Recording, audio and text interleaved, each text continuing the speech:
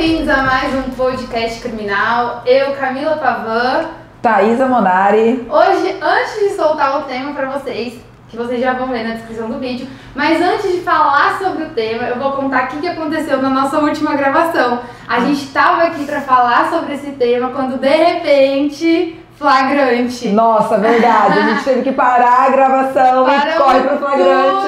Paramos tudo, para tudo. Vamos atender, não tem como, acabou de cair. Vamos ter que ir lá falar com o preso. E não tem conversa, não tem hora, não tem... Não tem dia, não tem hora, não tem lugar. Vai. É isso aí, a gente só algumas coisinhas, pega e tchau. E é justamente sobre isso que a gente veio falar aqui com vocês hoje. Prisão em flagrante.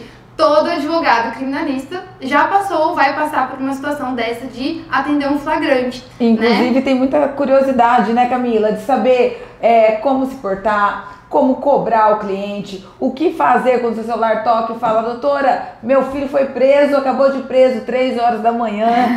Ou o celular que toca. Exatamente. 3 horas da manhã, quando o som tá lá no auge, é aí que toca. E isso causa muita curiosidade, porque o novo advogado, ele não sabe às vezes... Eu cobro para sair de casa? Como que é feito? Como que eu faço flagrante? Como eu ajo quando eu chego na delegacia? E é até interessante que a Camila vai trazer algumas questões aqui, que até você me falou esses dias, até hoje eu tenho umas dúvidas e tal, e é muito legal a gente abordar isso com a galera. Gente, eu confesso que eu tava super ansiosa por esse podcast, porque assim, eu adoro particularmente estar na delegacia, então é um ambiente que, apesar de ser um ambiente pesado, eu me sinto muito à vontade por fazer o atendimento na delegacia. Eu acho que é um procedimento que é crucial a gente fazer um flagrante muito bem feito para todo o andamento depois da ação penal. E parece simples, que você acha que é só descer lá e acompanhar. Não e não é, porque a defesa começa ali na delegacia. A defesa começa ali no flagrante, na hora do flagrante. E é muito importante o advogado saber como se portar, saber o que fazer e como fazer. Exatamente, mas nem sempre esse primeiro contato do flagrante, ele, na verdade, nunca vai ser com o peso, né? Lógico que acontece dele passar o telefone de contato sendo da própria advogada e acaba fazendo esse primeiro contato com a advogada por intermédio do delegado, do escrivão, mas na maioria das vezes quem vai fazer esse primeiro contato é alguém da família, alguém que estava ali junto, que estava na situação. E quando a gente recebe esse primeiro telefonema, eu lembro quando eu recebi meu primeiro telefonema para atender flagrante, e aí eu só ficava pensando, nossa, eu assisti muita live disso, eu vou ter que pôr em prática. E aí, nossa, o que eu pergunto? Tá, não, mas onde que ele tava? Quem que tava junto? Foi agora? Foi há quanto tempo? Tinha arma? Tinha droga? O que tinha? Por quê? Porque eu preciso precificar aquele momento de eu descer até o local, conversar com o preso. Mas para chegar nesse ponto de conseguir precificar esse atendimento, o que eu preciso colher de informação principal ali naquele primeiro momento? Olha, Camila, quando a pessoa me liga, lógico que assim, igual você falou, né, agora, eu assisti live e falei, vou lá fazer o flagrante. Em 2013, quando eu comecei a advogar, não tinha quase advogado, nem se você não via live no YouTube falando, foi na cara e na coragem, explicando, não. Então, primeira vez que me ligaram e falaram, desce lá na delegacia, eu falei assim, meu Deus, vou descer e chegando lá eu vejo o que eu faço. Até foi nosso primeiro podcast, eu contei que eu cheguei lá e o policial falou assim, não, família não fala com o preso. Eu falei, eu sou advogado, eu sou família. Então assim, aquela coisa de você não saber o que fazer. Precificar. A tabela da OAB hoje traz valores para você precificar. O advogado ele tem que ver o seguinte, quando... geralmente o flagrante, na maioria das vezes, gente, incrível, como ele vai ocorrer à noite, na sexta-feira ou no sábado, é incrível. Ou quando você tem aquela janta de família que você ficou esperando. Exatamente, um compromisso, é nessas horas que vai ocorrer o flagrante. Então o que você tem que pensar é o seguinte, você vai parar sua vida, você vai parar tudo que você está fazendo, você vai pegar o seu conhecimento de 5 anos de graduação, mais 2 de pós, para ir lá aplicar. Então tem que cobrar. Tem que cobrar. Até recebi algumas perguntas quando eu abri a caixinha de perguntas lá no Instagram sobre esse tema, que falaram assim, quanto cobra? Como cobrar? A Camila sabe, nós somos sócios, então quando a gente vai descer pro flagrante, eu sempre falo, dou o valor e falo, olha, tem que estar com o dinheiro lá na hora, né? A gente aceita formas de pagamento, seja de cartão, hoje tem o Pix que facilita muito, demais. Porque antigamente não tinha Pix, então às vezes a pessoa falava, mas eu não tenho como no banco sacar agora, o caixa eletrônico não está aberto, hoje tem o Pix, então não tem desculpa.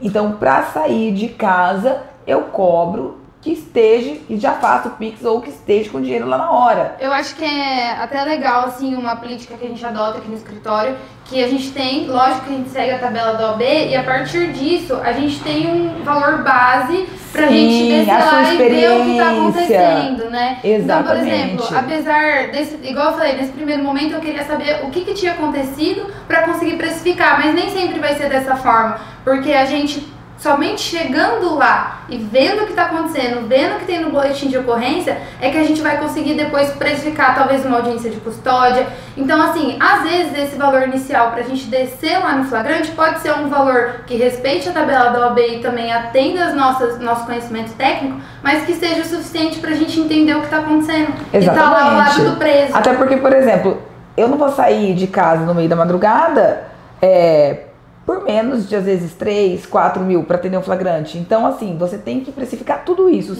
O seu tempo, que você está saindo da sua casa de madrugada, você tem que dar o valor. Dado o valor, o cliente falou, ok, começa o ato ali de você descer na delegacia, se preparar. Chegando na delegacia, igual a Camila falou, seja por telefone ou o primeiro contato com a família, a gente faz os questionamentos. Eu sempre pergunto, olha, com o que ele foi preso? Muito raramente a família vai falar, eu não sei. Geralmente ele já sabe mais ou menos. Eu preciso fazer um adendo. Esses dias a Thaisa falou assim, vai lá atender um flagrante, é um tráfico. Beleza, né? Falei, tráfico? Tá, tô indo na delegacia. Daqui a pouco chega meu celular, Thaisa. Thaisa não é um tráfico. Não, começou a chegar no WhatsApp, sim. Tem tráfico, associação, homicídio, não sei o quê, 3 homicídios, 3 homicídios, 2 menores, 1 maior, arma, carro, receptação, tudo que você pensar. Tanto que esse escrivão falou assim, nossa doutora, seus clientes leram o Código Penal completo, né? O negócio aqui é puxar na ficha dele e já tem o Código Penal inteiro. Então você recebe essas surpresas quando chega lá e você fala assim, putz, não é só um tráfico de drogas. Exatamente. E assim, essa questão de ser surpreendido, o flagrante é sempre uma surpresa, a gente nunca sabe quando vai acontecer. E por isso também eu acho importante, até outra dica, a gente sempre manter uma organização. Então, os prazos do advogado, eles sempre têm que estar em dia, porque pode ser que a qualquer momento venha um flagrante. Às vezes você está trabalhando, tem um prazo para aquele dia e tem que descer pro flagrante. E aí? Quem que cumpre o prazo? Exatamente, o prazo já tem que estar ali encaminhado, porque você vai ter que parar, atender, fazer um pedido de liberdade, fazer uma audiência de custódia, né? Sim. E tudo isso também demanda, é imprevisível, realmente. Imprevisível. Um ponto legal a ser abordado, Camila, é o que fazer quando chegar na delegacia. Porque eu acho que essa é a dúvida. O que eu faço quando eu chego na delegacia? Primeiro fato, você vai chegar na delegacia, o seu contato inicial é com o plantão. Então você vai chegar na delegacia, o seu contato vai ser ali com o plantão. O policial, vai ter um policial civil ali no plantão. E o que os advogados têm que ter em mente?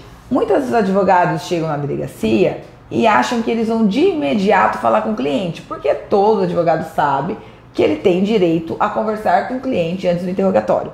E é aí que às vezes começa o rolo e confusão na delegacia. A intriga já começa ali. Começa ali, aí o advogado acha que tem que brigar com o policial, porque o policial fala que não pode ver o cliente antes da entrega. E eu quero poder explicar para o pessoal aqui como que é o procedimento. Gente, a polícia militar prendeu na rua, levou para a delegacia, ele vai fazer a entrega daquele preso para a polícia civil fazer o inquérito, fazer o interrogatório, fazer a oitiva dos policiais. Então ele é um procedimento. Enquanto a polícia não faz essa entrega, o que é essa entrega? Ela formaliza, ela faz o BO, ela vai lá, tem a salinha lá da polícia militar, eles vão digitar, né, redigir o BO, seja militar ou a guarda municipal, então eles vão redigir o BO, eles vão relacionar as apreensões.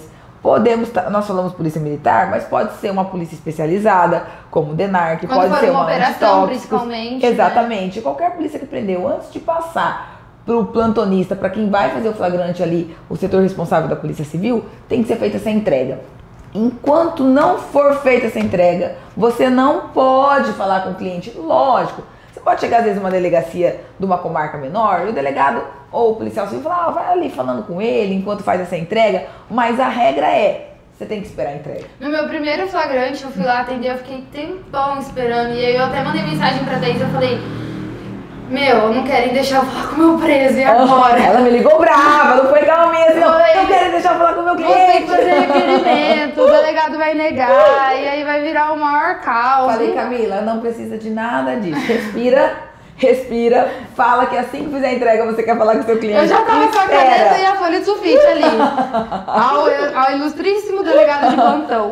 Não resolve. Não adianta, tem que esperar, tem que ter paciência. Tem que esperar, tem que ter paciência. Gente, já fiquei esperando uma entrega de um preso que durou 10 minutos, 30 minutos, já fiquei entrega de preso que demorou 4 horas. Isso. Porque às vezes tem outro flagrante na frente. Tem que considerar que pode às vezes ter um monte de flagrante na frente. Principalmente quando são final de semana e madrugada. Então, por exemplo, Maringá atende toda a comarca, toda a região. Às vezes vem daí de outras cidades vizinhas. Às vezes tem um flagrante ali de Sarandi, às vezes tem um flagrante de outra comarca e o delegado tem que fazer por ordem de chegada. Sim. E você vai ter que esperar. Uma dica, às vezes, é você deixar o seu telefone com o escrivão, falar pra ele, você não me liga? Gente, mas eu nunca tive sorte com isso, eu fico na delegacia. Porque toda vez que eu falo pra me ligar, que eu tô lá um tempão esperando, eu saio da delegacia, liga. a hora que eu tô chegando em casa, liga, doutora volta. Eu já nem saio mais, eu peço uma pizza. Já aconteceu de eu pedir pizza no plantão. Aqui em Maringá tem um café ali na frente. Exato. Aí a gente vai no café. Mas antigamente não tinha, tá? Né? Uma vez a gente pediu pizza, ia demorar tanto que nós, os outros advogados, nós pedimos pizza no plantão. E hoje tá muito mais rápido fazer todo o procedimento de boletim de ocorrência e o auto de prisão em flagrante, porque ali já imprime a nota, já coloca tudo no sistema, nota de culpa, faz o interrogatório por vídeo, ouve os policiais por vídeo, então vai tudo muito rápido, né? Assim, comparado ao que era antigamente. Então, mesmo que seja um pouco demorado, eu acredito que seja um prazo razoável. Sim, com certeza. E você já tá ali para trabalhar, então tem que esperar, tem que ser paciente. Não adianta você chegar achando na delegacia que você vai bater de frente, vai discutir. Gente, tem que chegar na humildade mesmo, né? Você tem que chegar no respeito. Tá todo mundo ali trabalhando. O escrivão tá trabalhando, o delegado, o advogado. Lógico, exatamente. Lógico que assim, você não vai aceitar às vezes ser destratado ou ter o seu direito ali cerceado. Já aconteceu quando eu comecei a advogar, já falei aqui várias vezes. Eu, mulher, 23 anos, nova, a gente enfrenta algumas dificuldades, adversidades assim, de respeito mesmo, até você adquirir isso. Então, houveram algumas vezes em comarcas pequenas de eu ir atender o flagrante e não deixaram eu entrar na delegacia. Tinha uma comarca que eles não deixavam. Eu ia atender o flagrante à noite, eles não deixavam eu entrar na delegacia. Gente, o advogado, assim, livre acesso. Né? Livre acesso. Estatuto da OAB. Artigo 7º, Estatuto da OAB, a gente tem livre acesso. Eles não deixavam. Alguma vez eu tive que esperar um flagrante chovendo, garoando pro lado de fora. Então, assim, lógico, gente, não é todo local isso. Mas quando isso acontece, o que é a dica que eu dou? A OAB tem um 0800 que é justo sobre prerrogativas. Usem o 0800. Você não tem que brigar com ninguém, você não tem que discutir com ninguém. Só que você também tem que exigir o seu direito. Exatamente. Se você tem uma prerrogativa, foi ali cerceada, liga no 0800 da OAB e garante a sua prerrogativa, porque a OAB vai ligar no local, vai ver o que está acontecendo. Então, usem o 0800. Só que não chegue na delegacia achando que você... Chuta na porta. Exatamente, gente, que isso não vai funcionar. Assim, óbvio que tendo uma notícia, por exemplo, às vezes acontece, o preso se machucou ali no momento da abordagem. É porque às vezes a gente sabe que tem preso que sai correndo, aí se estrupica todo. E aí a família acaba tendo essa preocupação, né? Então, assim, às vezes eles querem que o advogado desça lá só pra ver se ele tá bem. Se ele quebrou o pé, se ele quebrou a mão. E aí, lógico, você vai chegar lá e vai falar acontece casos de confronto. Isso, também. De confronto, né? Também. E há disparo da parte da polícia, há disparo da parte do preso e acaba machucando, entendeu? E daí a gente, assim, antes dessa entrega, a gente tenta conversar ali, falar assim, a gente teve notícia ali de que ele não tá muito bem, tá machucado, a gente pode só ver ele antes de ter algum contato realmente profissional para falar, conversar. Poder falar também, acalmar o cliente, exatamente, para falar, tô aqui, né, sou sua advogada, vou te acompanhar, fica tranquilo. Isso, falando nisso, eu sempre costumo assim, antes de eu ter o contato com o preso, lógico que eu peço, mas aí eu falo assim, tá, você pode só avisar ele que a advogada tá aqui? Porque aí ele já vai receber essa informação e já vai se acalmar. Consiste quantas vezes, às vezes até clientes que são assíduos assim, do escritório, eu ia atender na hora que você vê no rosto dele, na hora que vê assim, fala, doutora, nossa, graças a Deus você chegou, graças a Deus você tá aqui. Volta pra si, né? Vai, ai, agora eu respiro. Exatamente, exatamente. Certo, e depois que teve essa entrega da Polícia Militar em regra para civil, a gente pode ter o primeiro contato com o cliente. Nesse primeiro contato, o que a gente precisa falar para ele, o que a gente precisa perguntar, a gente precisa já preparar ele ali para o interrogatório, como que vai se dar isso? E afinal, a gente vai já instruir ele sobre o que falar e falar assim, você vai ficar quieto, ou você pode falar, já levar documentos nesse momento? Olha, Camila, sempre que eu tenho, é feita a entrega e é oportunizado eu falar com o cliente, eu já oriento, porque dificilmente você vai conseguir falar novamente, até porque pensa, a Polícia Civil tá ali com várias diligências, às vezes vários flagrantes, ele não vai ficar, ele já oportunizou você falar, aproveita esse momento e conversa. O primeiro contato que eu tenho é pedir pro preso ficar calmo e pergunto pra ele, o que aconteceu? Me fala você agora o que aconteceu. Aí ele vai contar, ele vai começar a contar daquela forma desesperada. Você pede pra ele ter calma de novo e vai também, eu vou sempre prestando atenção em detalhes. Ah, foi um tráfico de drogas, tá, mas apreendeu droga. Onde estava a droga? Como ela estava armazenada? Ela estava com você? Ela estava na residência? Como que ocorreu? E ali o preso vai te dando informações importantes para você já ir pensando qual é a melhor forma dele explicar isso, tá? Acho que antes da gente adentrar no interrogatório, talvez fosse interessante a gente falar sobre a oitiva também dos policiais. Só até tem uma questão antes disso, que por exemplo, nesse momento que já teve a entrega do preso, o boletim de ocorrência ele já está realizado, já está confeccionado. Sim. Então ali talvez seja um momento até interessante para o advogado falar assim... posso ler o boletim de ocorrência antes? Isso, posso ter acesso, porque daí com as informações do boletim de ocorrência, a gente já consegue conversar melhor até com o nosso cliente. E aí que entra também você tentar pedir para acompanhar o depoimento dos policiais, que hoje, isso era uma coisa que antigamente era proibido.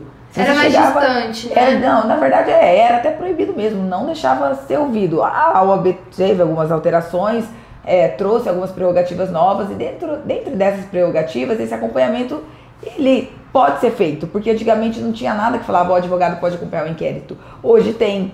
O advogado tem direito a acompanhar todas as diligências. Exatamente. Então, a oitiva de um policial ali na situação de flagrante, ela é uma diligência. Então, a gente tem esse direito. Lógico que não são todos os delegados que permitem, né? Exatamente. E aí, qual que é a alternativa? A gente pode fazer um requerimento e pegar uma negativa. Usar isso na defesa depois. E, na verdade, o que você tem que fazer? Negou você de acompanhar a oitiva do policial? Peça para o delegado constar no auto de prisão em flagrante, porque o auto de prisão em flagrante ele é como se fosse a ata da audiência de instrução. Ele é tudo que ocorreu ali, se ele arbitrou fiança, quem foi ouvido, tudo que ocorreu ali, ele vai pôr no auto de prisão em flagrante. Vai estar descrito. Exatamente. Ali. Tanto que se você quer saber, será no outro dia você foi analisar um flagrante e quer ver se foi arbitrado uma fiança, você não acompanhou à noite.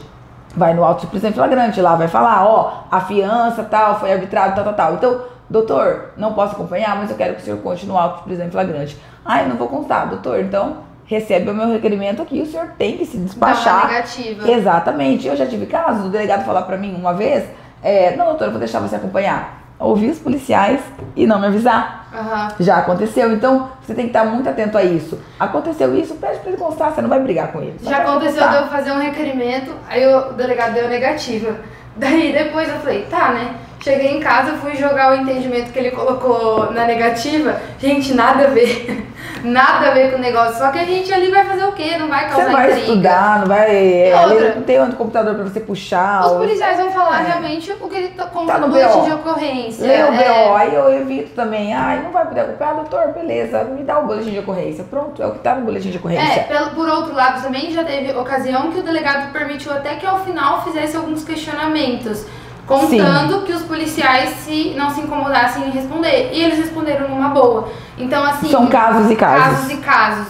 Aí a gente tem que avaliar se isso realmente vai ser bom ou ruim para o nosso cliente, até onde isso tem que ser valorado. E é aí que entra o interrogatório, porque daí você analisando o que aconteceu, como aconteceu, é onde você vai poder instruir o seu cliente ou ficar em silêncio ou falar. Quando eu instruo a ficar em silêncio, quando eu falo, né? Falo, ó, você vai falar, vai se explicar. Depende da situação. Digamos que é um cumprimento de mandado de prisão com busca e apreensão, algo desse tipo que você vê que tem toda uma investigação por trás, que às vezes vem de operação com interceptação telefônica. Pra que você vai mandar ele se manifestar se você sabe que vai vir uma punhalada às vezes de prova e você não sabe ainda o que tem nessa prova? Porque às vezes foi cumprir a busca e apreensão, encontrou... seja objeto de furto, de roubo ou droga, levou, fez o flagrante, mas você sabe que vai vir provas por trás disso naquela investigação, orienta a ficar em silêncio, não fala. Nesses casos que a gente pode vir com muita surpresa, eu acho que realmente o melhor é ficar em silêncio. Agora, às vezes, ter um caso lá, o seu cliente está andando lá com uma pequena porção de droga na rua, foi abordado esporadicamente pela polícia ou pela guarda e foi levado preso, não tem prova de tráfico, não tem prova de nada.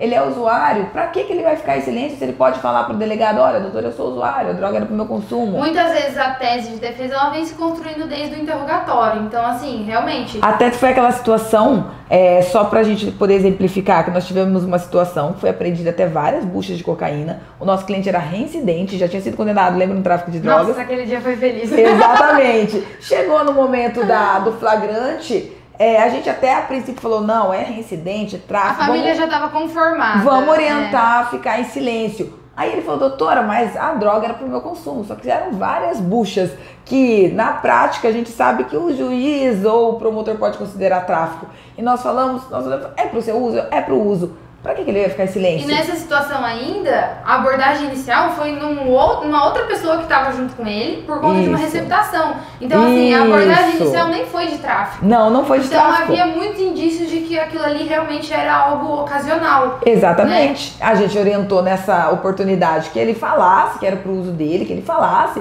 com quem ele estava trabalhando, se explicasse pro delegado. Óbvio, tráfico de drogas não tem fiança e também o delegado não libera pela questão ali, né, de ter identificado que para ele era um tráfico, foi para audiência de custódia, nós fizemos o pedido de liberdade, na verdade acho que esse nem chegou a ter custódia, nós conseguimos no plantão. Não teve custódia, a gente conseguiu no plantão. Colocamos, inclusive vai ser o nosso próximo tópico, como agir ali após a prisão, nós ajuizamos, entramos com o pedido de liberdade provisória no plantão e o juiz do plantão concedeu a liberdade considerando que seria para consumo a droga. Exatamente. É assim... Talvez se tivesse ficado em silêncio, por mais que há o direito do silêncio, mas o juiz poderia ter interpretado que era um tráfico. Exatamente. Entendeu? Já foi demonstrando ali logo de início. De início, formando a prova.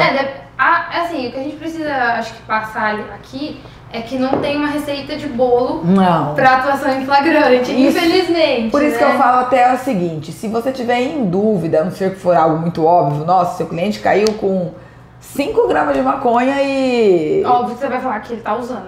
Você vai orientar ele, não, é pro seu consumo, né? Fala, pra que vai ficar em silêncio? Agora, se for um caso complexo e você tiver dúvida, permanece no direito de ficar em silêncio, que é a melhor coisa do que você, às vezes, formar uma prova que não vai ser boa pra você lá na audiência de instrução. Perfeito. E depois dessa fase do interrogatório, a gente vai pra finalizar o plantão, o flagrante, desculpa, e o delegado tem ali um prazo para levar isso para a mão do juiz e tomar conhecimento da autoridade. Isso, a comunicação é 24 horas, então em 24 horas tem que comunicar a prisão. E é aí que o advogado tem que estar bem atento, porque às vezes tem colega que fala assim, eu não faço pedido de liberdade não, eu vou direto para custódia. Antigamente, muito antigamente, não tinha audiência de custódia, primeiramente, e havia a obrigatoriedade até de entrar, existia o pedido de liberdade provisória. Posteriormente, já veio essa análise, não tinha essa análise do juiz em 24 horas. Então, o que acontecia? Já ia direto para o juiz que ia julgar. Hoje não. Hoje a gente já vai, comunica o juiz em 24 horas e o juiz analisa a prisão, a legalidade dessa prisão, e daí ele homologa esse flagrante.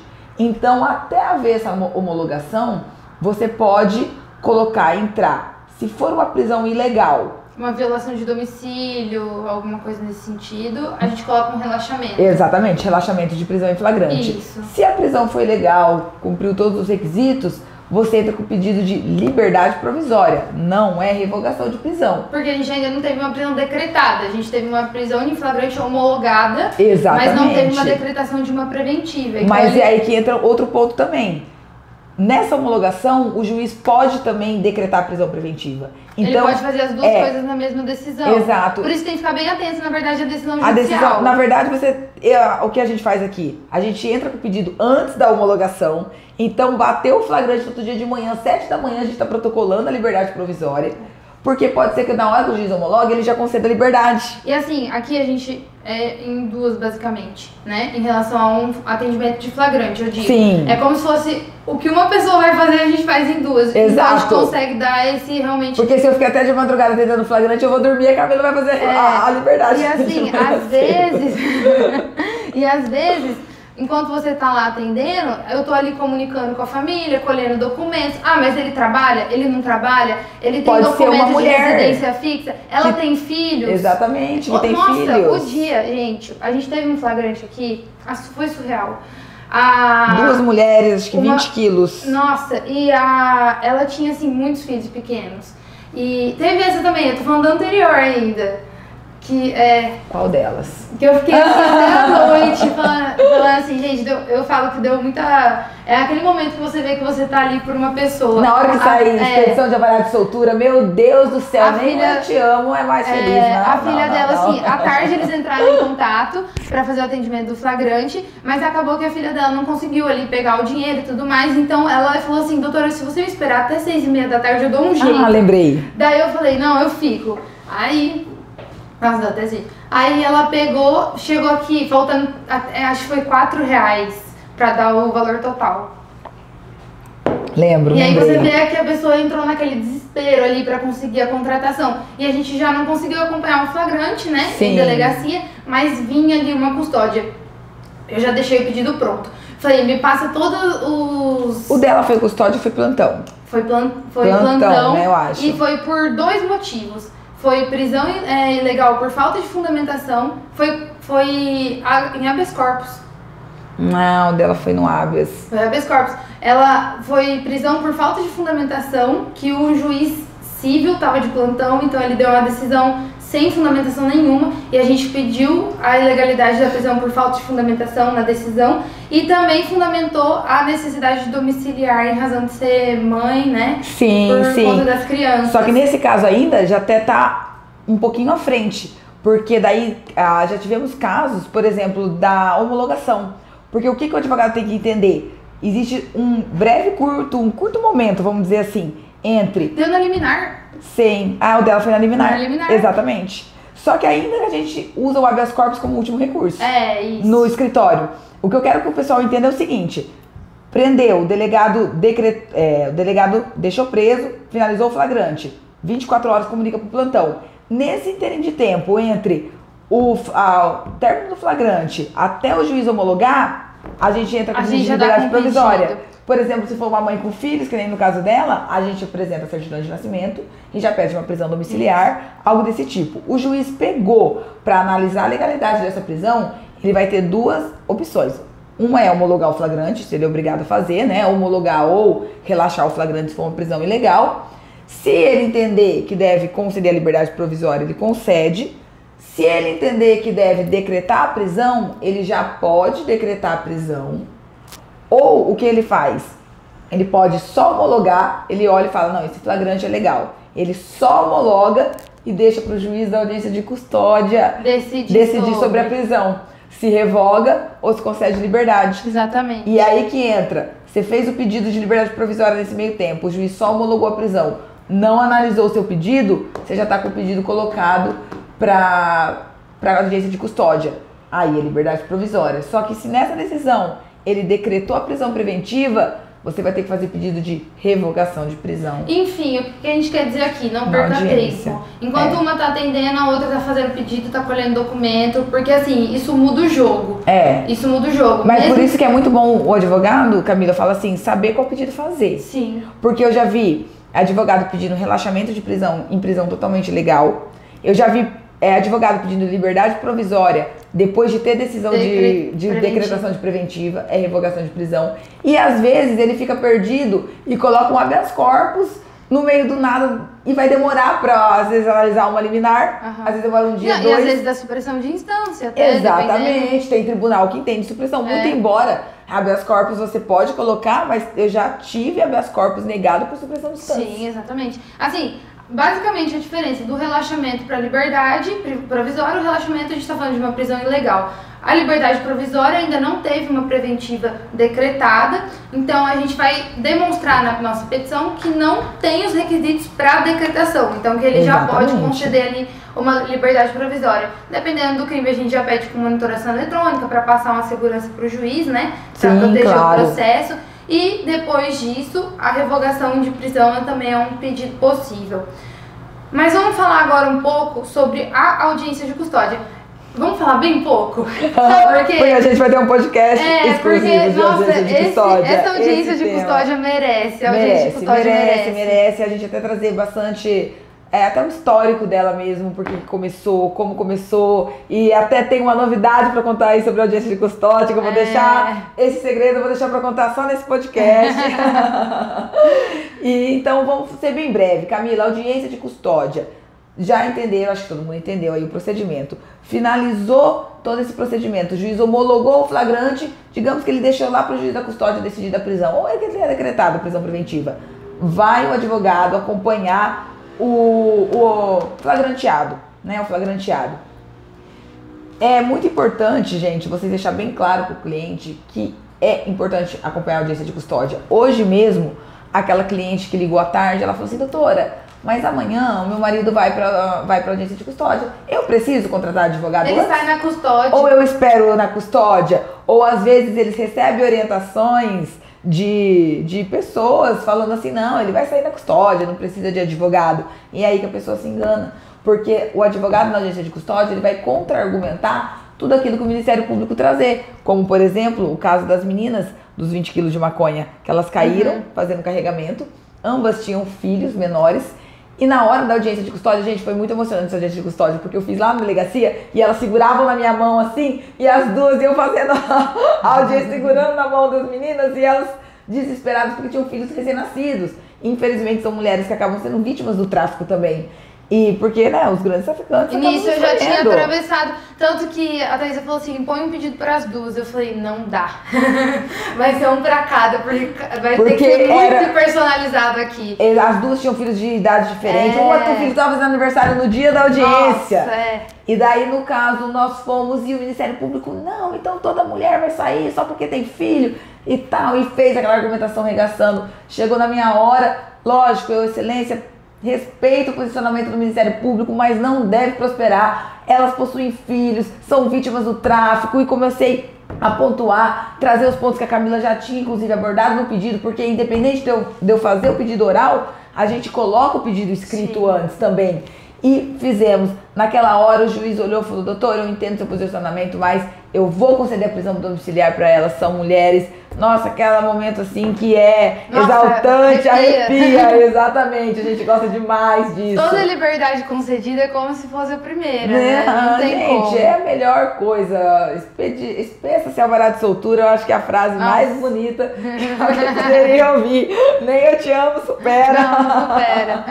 Gente, mas é isso aí. E a custódia, a gente conversa sempre com o nosso cliente antes, fala pra ele que ali ele vai ter que basicamente falar sobre as circunstâncias da prisão, que porque o juiz não vai falar sobre os fatos. O juiz não vai questionar se ele tá certo ou se tá errado, se o que ele fez ou não fez. Lógico que a gente vai trazer isso no próximo podcast. Se a gente vê que alguma circunstância do fato ali pode ajudar, a gente fala assim, ó, não é a hora, mas fala ali que você nem sabia que esse carro era roubado. Vou deixar um gancho de dúvida aqui pro próximo podcast de audiência de custódia, falar que sim, é possível produzir provas na audiência de custódia.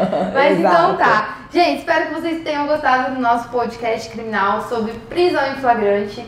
Curtam o nosso vídeo, se inscrevam no canal, Obrigada por ficarem até aqui. E não se esqueçam de seguir as nossas redes sociais, que vão estar na descrição do vídeo. Exatamente. E espero que vocês tenham gostado. A gente tem aqui uma intenção de realmente informar vocês de tudo isso que a gente vive, que é muita informação. Tem gente que paga muito em curso aí, que não tem o conteúdo que a gente está trazendo aqui pra vocês. Exatamente. Então aproveitem, tá? Sintam-se em casa, deixem nos comentários qualquer dúvida que a gente vai conversando sobre isso nos próximos vídeos. Muito obrigada e até mais. Até o próximo podcast criminal.